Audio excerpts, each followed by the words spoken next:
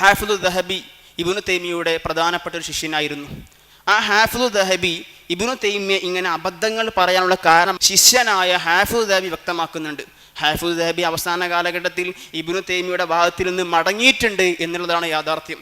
ഹാഫിദു ദഹബി തൻ്റെ സഅലുൽ ഇൽമ് എന്ന ഗ്രന്ഥത്തിൽ പറയുന്നുണ്ട് ഇബ്നു തൈമിയ വലിയ പണ്ഡിതനൊക്കെ തന്നെയാണ്.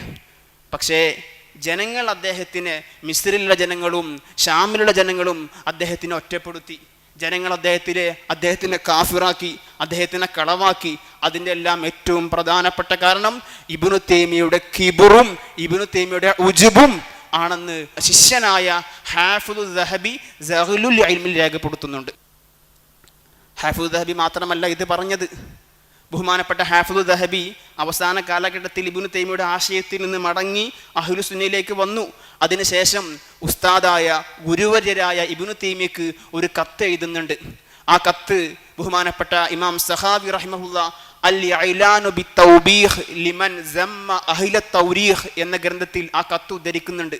ആ കത്തിലും പറയുന്നുണ്ട് ഇബ്നു തൈമിയ ഇങ്ങനെ അപകടമായ വാദങ്ങൾ പറയാനുള്ള കാരണം ഇബ്നു തൈമിയയുടെ കിബറും ഉജുബും അനാവശ്യമായ ശാഠ്യവുമാണെന്ന് ശിഷ്യനായ ഹാഫിദു ദഹബി വ്യക്തമാക്കുന്നുണ്ട്.